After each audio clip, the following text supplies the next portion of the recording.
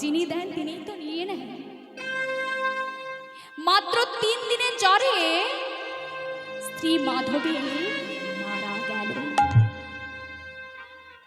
আজ মাধবীর নিথর দেহটাকে বুকের মধ্যে জড়িয়ে ধরে বলছি, কপিনা তুমি কি করলে গো? আমার মাধবীকে আমার থেকে কেড়ে নিলে কেন? কেন কপিনা? আমার মাধবী কি এমন অন্যায় করেছে? ও তো তোমার সেবায় নিজেকে সঁপে দিয়েছিল, আজ কেন কেড়ে নিলে? আমার সন্তানটাকে তুমি মাতৃহারা করে দিলে গো। পাড়া প্রতিবেশীরা এসে গোবিন্দ ঘোষকে সান্ত্বনা দিচ্ছে। গোবিন্দ, কেঁদো না। ও যদি তোমার সত্যিকারে থাকতো তাহলে তোমায় ছেড়ে কোথাও যেত না। একদিন না একদিন সবাইকে তো যেতে হয়, তাই আজ তোমার মাধবী চলে গেছে। তুমি সন্তানের মুখের দিকে তাকিয়ে যাও, মাধবীর সৎকার করে এসো। আজ গোবিন্দ ঘোষ নিজের হাতে শ্রী মাধবীর গঙ্গার পাড়ে সৎকার করে এলেন। সৎকার করে ফিরে এসে আজ পুত্র গোপীনাথকে কোলে চড়ে বিগ্রহ গোপীনাথের সম্মুখে দাঁড়িয়ে বলছে, গোপীনাথ তুমি আমার পরীক্ষা করছো না? করো, যত খুশি পরীক্ষা করো আমার, কিন্তু কষ্ট দিলেও যে সহ্য করার ক্ষমতাটা দিতে হয় গো। তুমি কি জানো না দয়াময়? গো দয়াময়,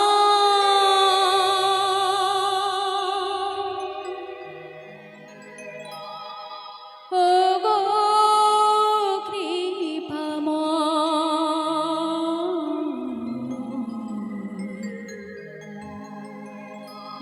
গো দয়াময়,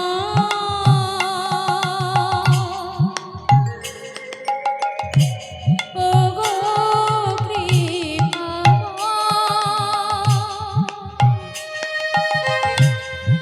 আঘাত যতই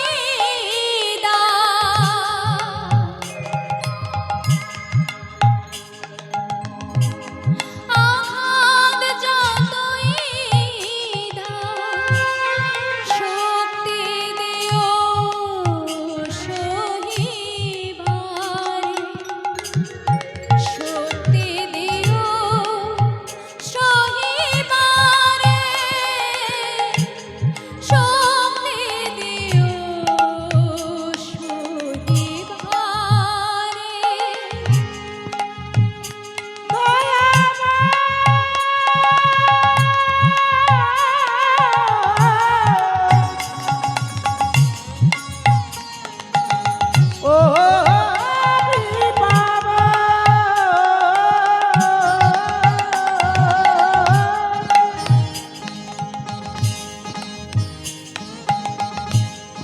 আঘাত যতই শক্তি দিও সহিবারে,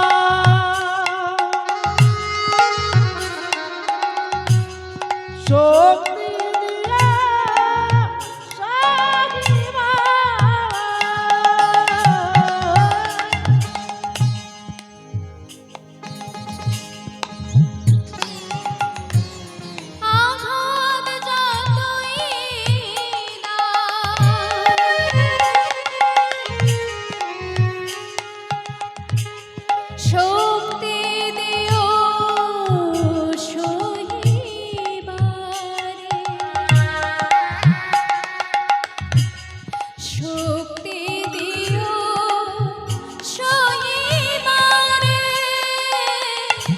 শক্তি দিও সহিবারে। দয়াময়, দয়াময়, ও কৃপাময়, ও দয়াময়, ও দয়াময়, ও কৃপাময়, শক্তি দিও সহিবা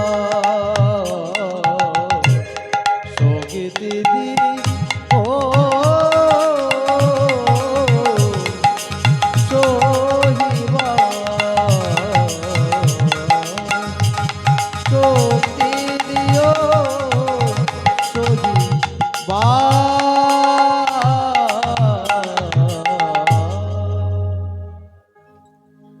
এবার তুই গোপীনাথের সেবার ভার পড়েছে বাবা গোবিন্দ ঘোষের উপরে। একদিকে বিগ্রহ গোপীনাথ, একদিকে পুত্র গোপীনাথ। এবার সেবার মধ্যে যে ব্যাঘাত ঘটছে না, গোবিন্দ ঘোষের সেবা হচ্ছে বাৎসল্যের সেবা। হ্যাঁ, যেটা ধরুন বিগ্রহ গোপীনাথকে দেবে, সেই সেবার সামগ্রী দিচ্ছে কাকে না, পুত্র গোপীনাথ। আর পুত্র গোপীনাথের সেবার সামগ্রী দিচ্ছে কাকে না, বিগ্রহ গোপীনাথ। সেবার মধ্যে যে ত্রুটি ঘটছে বাবা, গোপীনাথ মনে মনে চিন্তা করছেন যে একটা বাঁধন রেখেছিলাম গোবিন্দ, ওটাও বাজ কাটিয়ে নিতে হবে দেখছি, নাহলে তুমি যে আমার সেবার দোষে দোষী হবে, আমি তো তা চাই না। কিন্তু গোবিন্দ ঘোষের প্রত্যেক দিনের কামনা কি গো, যে আমার সন্তানটাকে তুমি যেন কখনো কেড়ে নিও না। কিন্তু ভগবান কি বলে, যে করে আমার আশ তারে করি আমি সর্বনাশ। তবুও যদি সেনা ছাড়ে আমার পাশ, তখন হয়ে যায় তার আমি দাসের অনুদাস।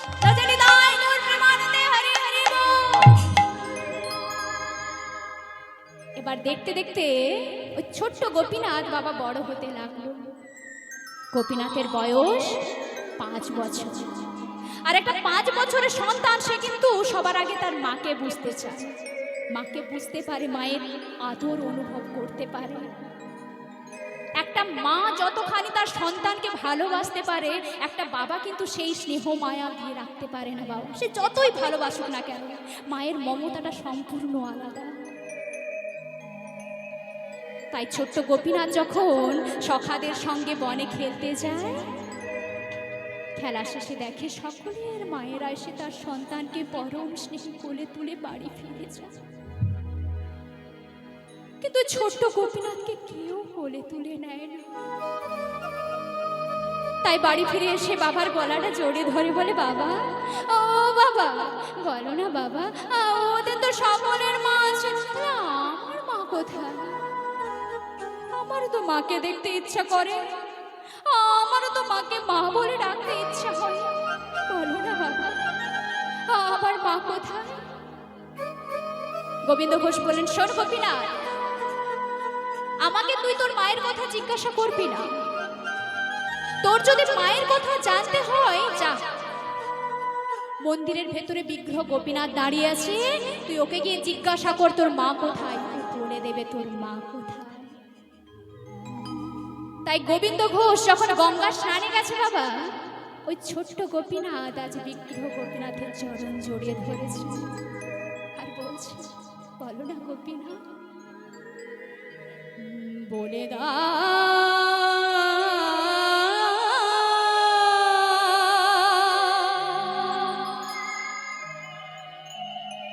হে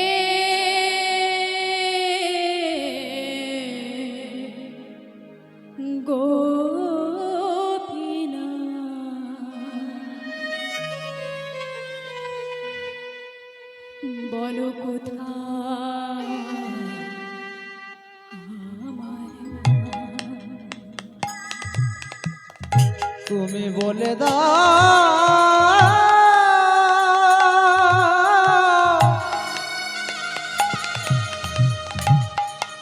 হে গোপীনাথ,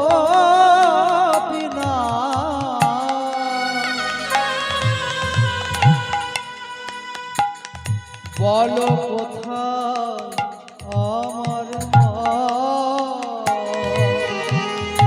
কোথায় আমার মা,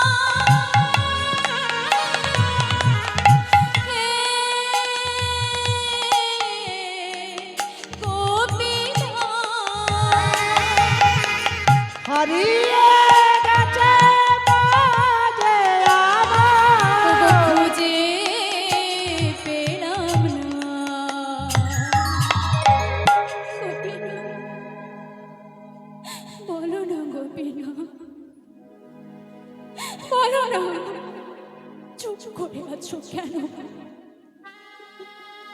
তুমি এত নিষ্ঠুর কেন গোপীনা? কেন বলছো না আমার মা কথা? আমার বাবা যে বললো তুমি নাকি জানো আমার মা কথা।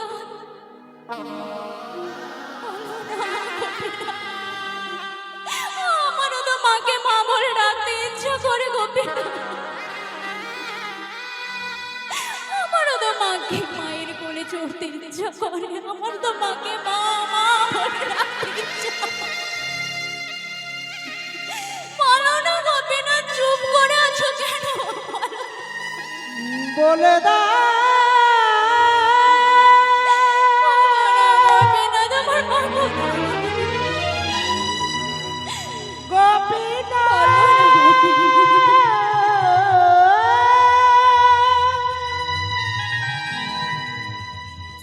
বলে বলে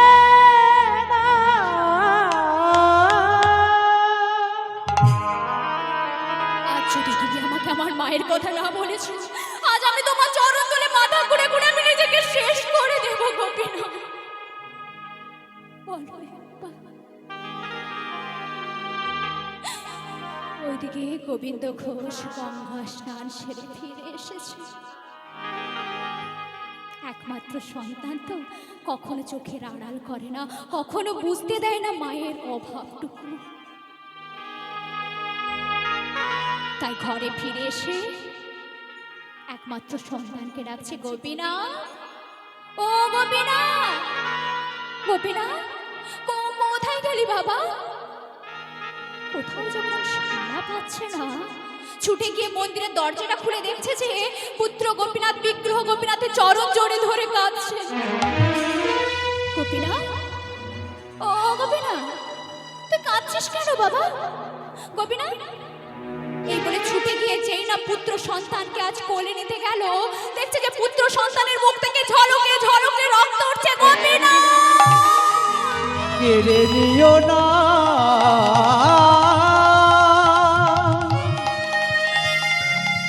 গোপীনা না গোপীনা, কেড়ে নিও না। কেড়ে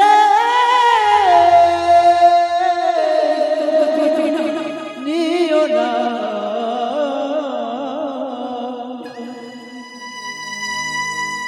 গোপীনাথকে কেড়ে নিও না। গোপীনা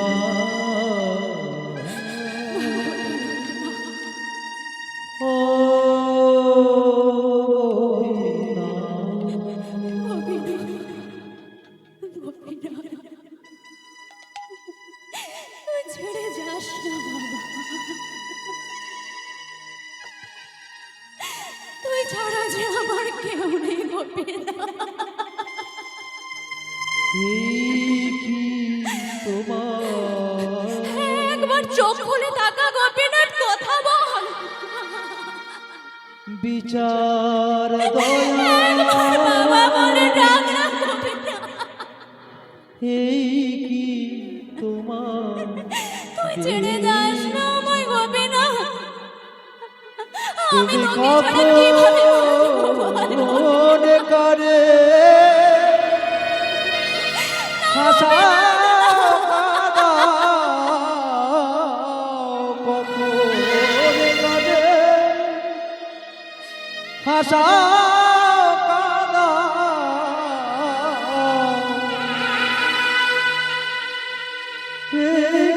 তোমার বিচার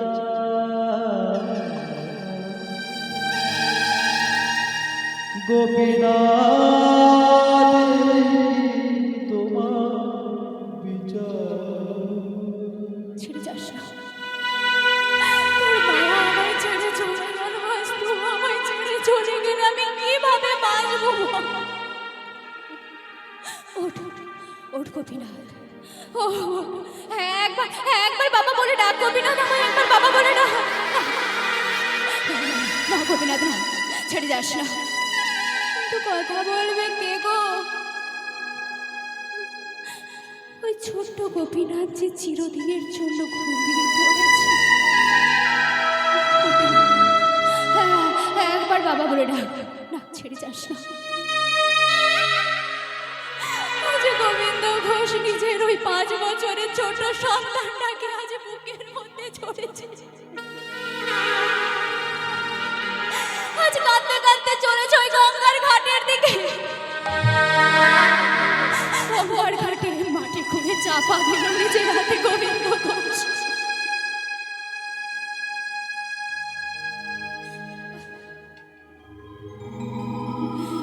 আজ গঙ্গা স্নান সেরে বিগ্রহ গোপীনাথের সম্মুখে দাঁড়িয়েছে। গোপীনাথ, তুমি আমার স্ত্রীকে কেড়ে নিয়ে, আমি তোমায় কিচ্ছু বলিনি। আজ তুমি কিনা আমার একমাত্র পুত্র গোপীনাথকেও কেড়ে নিলে। আমার বলতে আর কিছু রাখলে না, আমায় নিঃস্ব করে দিলে গোপীনাথ। কিভাবে বাঁচবো? তাই শোনো গোপীনাথ, আজ থেকে আমি তোমার সেবা পুজো সব বন্ধ করে দিলাম। কি হবে তোমার সেবা পুজো দিয়ে? তুমি কি করেছো আমার জন্য যে আমি তোমার সেবা পুজো দেব? না না গোপীনাথ, না, আমি তোমার আর সেবা পুজো দেব না। তুমি আমার বলতে কিচ্ছু রাখলে না, আমি তোমার কিচ্ছু আর দেবো না। সেবা পুজো সব বন্ধ করে দেব। গোপীনাথের সেবা পুজো সব বন্ধ করে দিল। একদিন পেরিয়ে গেল, গোপীনাথকে সেবা দিল না। 2 দিন পেরিয়ে গেল, তাও গোপীনাথকে সেবা দিল না। আজ 3 দিন নিজেও কিছু খাচ্ছে না, গোপীনাথকেও সেবা দিচ্ছে না। একই রকম ওই গোপীনাথের মন্দিরের মেঝের মাঝে শুয়ে শুয়ে কাঁদছে আর বলছে, গোপীনাথ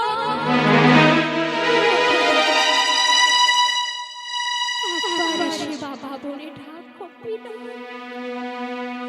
একবার এসে বাবা বলে আমার গলাটা জড়িয়ে ধর গোপীনাথ। আজ ভগবান আর স্থির থাকতে পারলেন না গো।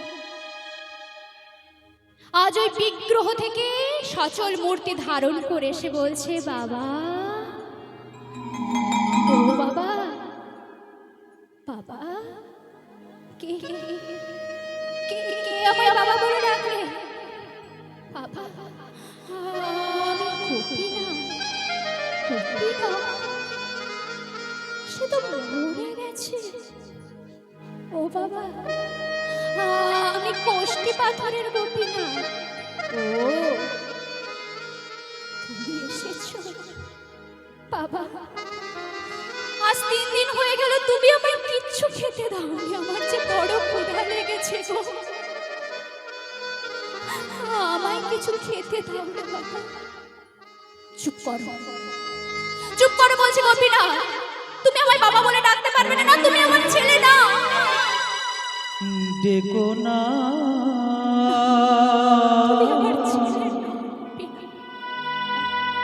ডেকো না আমায়, তুমি আমার ছেলে হতে পারো না। ডেকো না,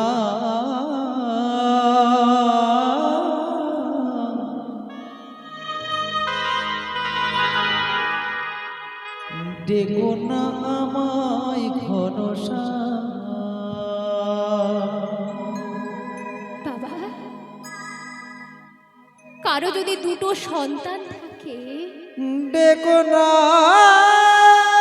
একটা সন্তান যদি মারা যায়, একটা সন্তানকে কি না খাইয়ে রেখে দেয়? বলো না বাবা, তুমি তো বলেছিলে তোমার 2টো সন্তান। বাবা বলে আরে ডেকো মরেছে, তুমি আমার সেবা দিচ্ছ কেন বাবা? আমি যে তোমার পৌরুষজাত সন্তান বলে, তাই তুমি নিজের বলে ভাবতে পারছো? ডেকো না আমায় নিজের বলে ভাবতে পারছো না, কারণ আমি কোষ্ঠী পাথরের গোপীনাথ বলে, তাই না বাবা? বাবা ডেকো বলো না বাবা, না। বলো না। গোপীনাথ, তখন থেকে যে তুমি আমাকে বাবা বাবা বলে ডাকছো, তুমি জানো গোপীনাথ, বাবা বলে ডাকলে পিতার প্রতি কত কর্তব্য করতে হয়? তখন থেকে তো বাবা বাবা বলে ডেকেই চলেছো। তুমি জানো বাবা বলে ডাকলে শেষ সময়টাকে দেখতে হয়। জানো গোপীনাথ, এই ইহজগতে প্রতিটা পিতামাতা একটা পুত্র সন্তানের আশা করে কেন জানো গোপীনাথ? শুধু কি বংশবৃদ্ধির জন্য না গোপীনাথ, না। প্রতিটা পিতামাতা একটা পুত্র সন্তানের আশা করে শেষের দিনে মুখে যাতে একটু জল দেয়, অন্তিম ক্রিয়াগুলো করে। তুমি করবে, আমি জানি তুমি করবে না। তুমি তো বিগ্রহ গোপীনাথ, তুমি তো পাথর, তুমি করতে পারো না। করবো বাবা। কি বললে? তুমি করবে? হ্যাঁ আমি করব। আমার শেষের দিনে তুমি দেখাশোনা করবে? করব। আমি মরে গেলে তুমি আমার ঔষধ ক্রিয়া পালন করবে? করব। কাছা নেবে? নেব। ধরা নেবে? নেব। পিণ্ড দেবে গোপীনাথ? দেব। চুপ করো গোপীনাথ, চুপ করো। আর বলো, আর বলো না গো। দেখেছো আমি তোমার কেমন বাবা? আমি তোমাকে না খাইয়ে রেখেছি। দাঁড়া বাবা দাঁড়া, আমি তোকে সেবা দেব। এই বলে আজ গোবিন্দ ঘোষ 2-3 ঘর ভিক্ষা মেঘে এনে গোপীনাথের সেবা দিয়েছে, নিজেও কিছু সেবা করেছে। দেখতে দেখতে গোবিন্দ ঘোষের অন্তিম সময় এসে উপস্থিত। আর চলতে পারে না, শয্যা নিয়েছে গোবিন্দ ঘোষ। আজ ভগবান ভক্তের কাছে প্রতিজ্ঞাবদ্ধ যে তার শেষ সময়ে তার দেখাশোনা করবে। তাই গোবিন্দ ঘোষ যখন চলতে পারছে না, আজ বিগ্রহ গোপীনাথ পুত্র গোপীনাথ রূপে ধীরে ধীরে গোবিন্দ ঘোষের শিয়রের সামনে এসে দাঁড়িয়েছে। বাবা, বাবা, গোপীনাথ এসেছে। আজ গোপীনাথের গোবিন্দ ঘোষের স্মৃতি বিস্মরণ হয়ে গেছে। এই ভেবেছে এটাই বুঝি তার নিজের ঔরস্যাত সন্তান। কিন্তু না গো, তার তো ঔরস্যাত সন্তান কবেই মারা গেছে। তাই বলছে গোপীনাথ, আমায় একটু চরণামৃত পান করাবে? আজ আমার ভগবান নিজের সচরণ ধৌত করে আজ গোবিন্দ ঘোষকে পান করাবে। জীবন বেলা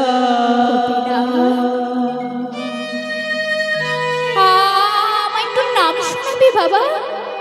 বিদায় কালে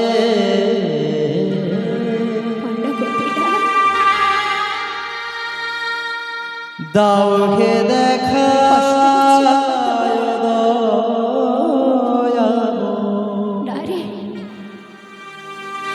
আমার কোনো কষ্ট হচ্ছে না রে গোপীনাথ।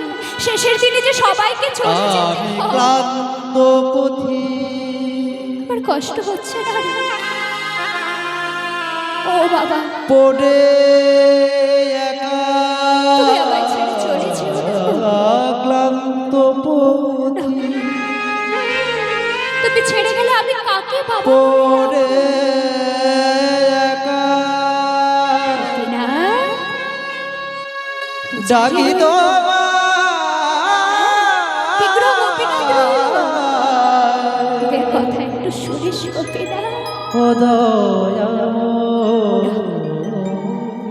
চলে যেও না বাবা আমায় ছেড়ে। জীবন বেলা বিদায় কালে দাও হে দেখায় দয়াময়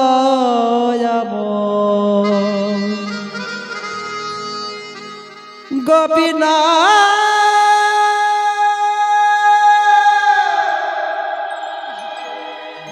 ও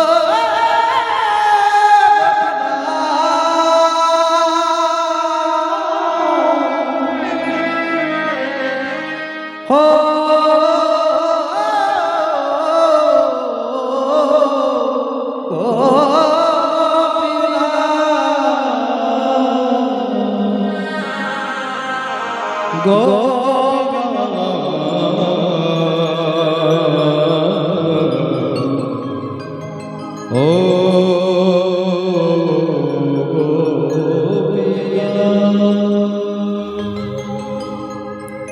আজ নাম শুনতে শুনতে দেহ রাখলেন গোবিন্দ ঘোষ।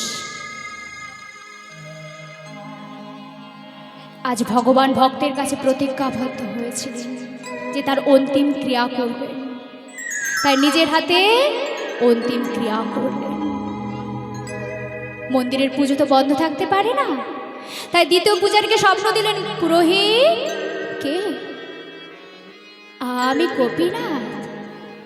মন্দিরে প্রবেশ করে আমার রাজবেশ খুলে দাও, আমি কাছা নেব, আমি ধরা নেব। আর শোনো পূজারী, 1 মাস আমার ঔষধ থাকবে, তুমি ওই 1 মাস আমাকে হব্বিষ্যি রন্ধন করে দেবে, আমি হব্বিষ্যি সেবা নেব। আজ ভগবান ভক্তের হয়ে 1 মাস অসুচ ক্রিয়া পালন করলেন। কাছা নিয়েছেন গোপীনাথ, ধরা নিয়েছেন, হব্বিষ্যি খেলেন। 1 মাস পূর্ণ হলে চৈত্র মাসের মধু সংক্রান্তির তিথিতে গোবিন্দ ঘোষের শ্রাদ্ধের আয়োজন করা হয়। পূজারী আমায় স্নান করিয়ে শুদ্ধ বসন করিয়ে আমাকে শ্রাদ্ধ বাসনে নিয়েছিল। কেন গোপীনাথ? লোকে দেখলে কি বলবে? বলুন, আমার বাবা মরেছে, আমি তার একমাত্র সন্তান হয়ে তার পিণ্ডদান দেব। আজ ভগবানকে স্নান করিয়ে শুদ্ধ বসন পরিয়ে আজ গোবিন্দ ঘোষের শ্রাদ্ধ বাসরে নিয়ে যাওয়া হলো। আচ্ছা বলুন তো, গোবিন্দ ঘোষের যদি সেই ঔরসজাত সন্তানটা থাকতো কতদিন? 5 বছর, 10 বছর, 20, 25 বছর। কিন্তু ভগবান আজ ভক্তের কাছে প্রতিজ্ঞা করলেন, যতদিন পৃথিবীতে চন্দ্র সূর্য উদয় হবে ততদিন ভক্তের হয়ে পিণ্ড দান লীলা করে যাবেন। এখনো পর্যন্ত চৈত্র মাসের মধু সংক্রান্তি তিথি, মানে সামনে যে চৈত্র মাস, এখনো পর্যন্ত ভগবান পিণ্ড হাতে করে দাঁড়িয়ে আছেন।